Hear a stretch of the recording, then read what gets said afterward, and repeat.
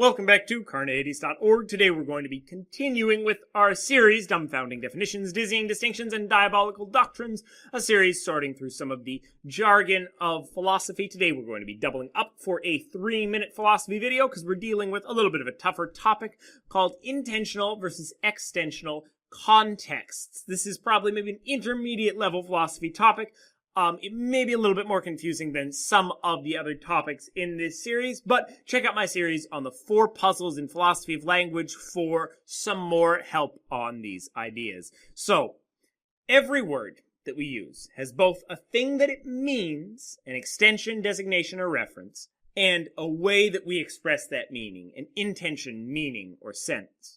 Batman and Bruce Wayne, the Morning Star and the Evening Star, 15/3 and 5, have the same extensions. They both refer to the same thing, but different intentions. They refer to that thing in different ways. Batman and Bruce Wayne both refer to the same person, but they do so in different ways.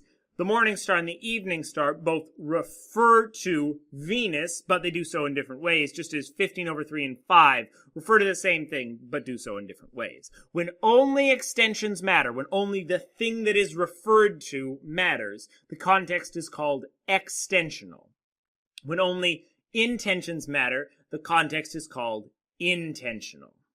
So, an example of an extensional context would be Batman was injured, therefore Bruce Wayne was injured. But an intentional context would be, I knew that Batman was injured, therefore I knew that Bruce Wayne was injured. Because we're referring to the words, the ways that we refer to that thing, instead of the thing itself. That argument doesn't follow, and therefore it falls into an intentional context, because it might be the case that I don't know that Batman is Bruce Wayne.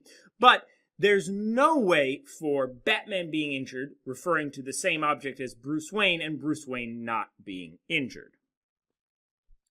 If that didn't make sense, hopefully we'll clarify. So intentional context often exists when you're talking about propositional attitudes related to particular words.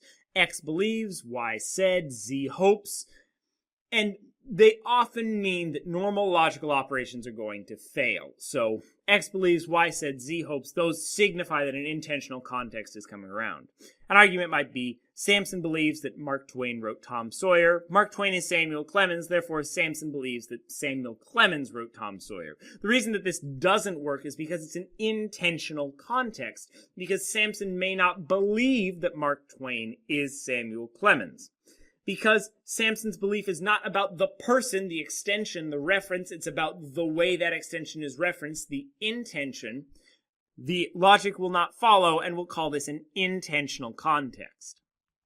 An extensional context, on the other hand, is going to be when we're talking about those things that are referenced. They don't depend on the way that the thing is referenced. Samson shook the hand of Mark Twain. Mark Twain is Samuel Clemens, therefore Samson shook the hand of Samuel Clemens.